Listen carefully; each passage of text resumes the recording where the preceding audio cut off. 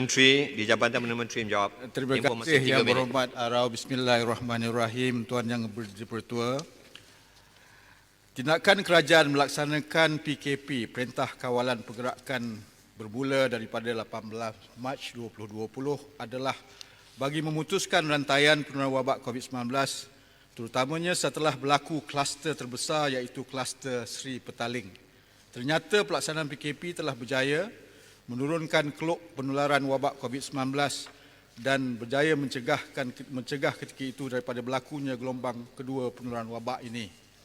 PKP yang dibuat di Malaysia tidak seperti perintah berkurung atau curfew dengan izin atau lockdown di mana rakyat tidak dibenarkan keluar langsung untuk sebarang aktiviti di luar kediaman dan tiada langsung pergerakan di luar termasuklah membeli makanan dan keperluan. Tindakan kerajaan membuat PKP ketika itu adalah berikutan kerajaan belum lagi memperhalusi kaedah-kaedah yang sewajarnya dibuat bagi menangani masalah penularan wabak COVID-19. Semasa itu, kerajaan sedang dalam fasa work in progress mengkaji SOP yang boleh diguna pakai bagi menjalankan aktiviti dengan memberikan keseimbangan kepada ekonomi, fizikal, kesihatan dan sosial. 4 fasa PKP yang berakhir pada 12 Mei 2020 telah digantikan dengan fasa Perintah Kawalan Pergerakan Bersyarat PKPB bermula daripada 13 Mei hingga 9 Jun 2020. Seterusnya Perintah Kawalan Pergerakan Pemulihan PKPP dan diteruskan dengan PKPP sejak 1 September hingga 31 Disember 2020 sebagai langkah dasar keluar ataupun exit strategi dengan izin secara berhati-hati dengan pembukaan secara berperingkat hampir ke semua sektor ekonomi dan juga sosial berpandukan Standard Operating Procedures.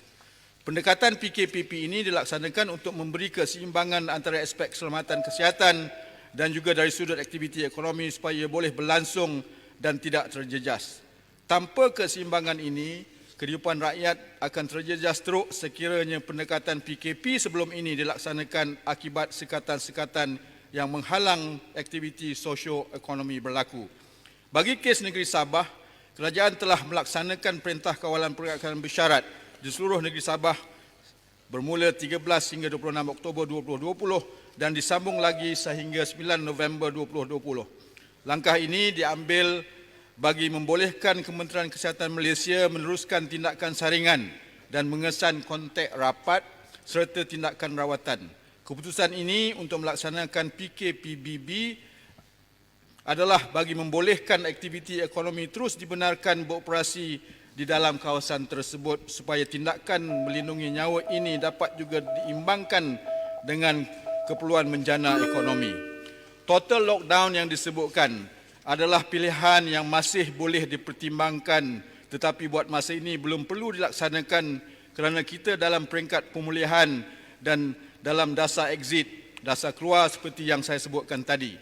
Mekanisme pengurusan krisis negara yang telah dilaksanakan ini telah berjaya mengawal penularan wabak COVID-19 dan mengelakkan fasiliti kesihatan seperti hospital dan klinik terbeban dengan jumlah kes yang terlalu tinggi.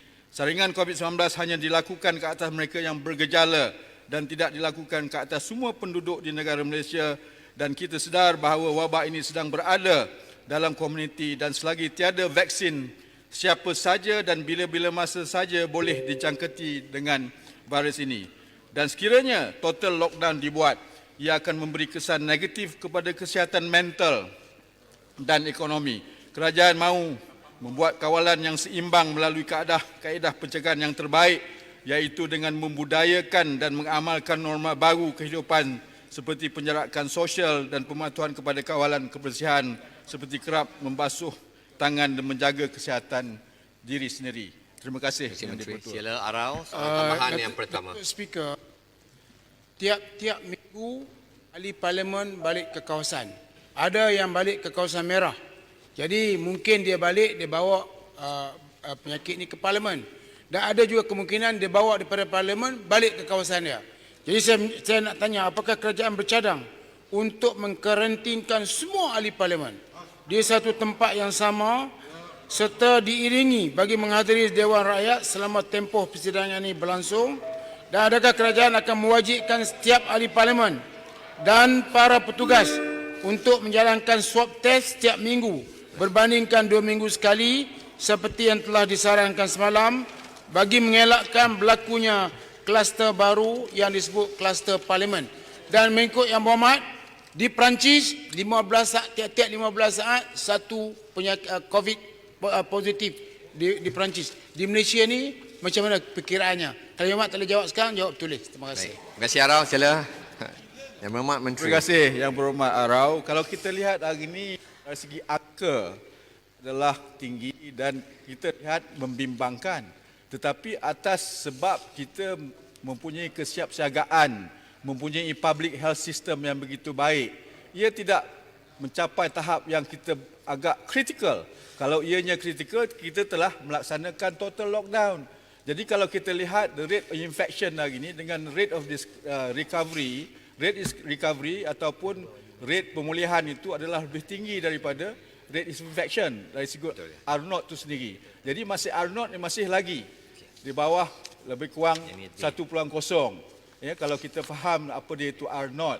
Dan kalau kita lihat pergerakan ahli parlimen tadi, kita telah pun mengadakan kaedah zoning, merah atau hijau, kuning, dan kita sedang mengenal pasti perlunya kita perketatkan lagi dengan mengadakan zon jingga ataupun orange sebelum kita bawa ke zon merah. So, siapa-siapa yang saja yang pergi ke zon merah, keluar zon merah, kita ada SOP tertentu. Sebabnya kita ada PKPB dan juga PKPD diperketatkan. Contoh kalau YB Arau masuk ke merah, dia mau keluar merah, kita pastikan beliau ini disaring dan dikarantinkan. Dan tidak boleh, orang kata tu, merapat kontak-kontak yang lain. Contohnya, kalau mau masuk parlimen, beliau kena menjalani atau YBC kena menjalani swab test. Dan hari ini kita telah pun membuat keputusan supaya setiap ahli parlimen diwajibkan menjalani swab dalam 2 minggu sekali. Terima kasih Tuan Yang Dipertua. Jadi ahli parlimen Ya. Anton Jaya. Bandar Kuching. Arau cukup dah Arau. Ya.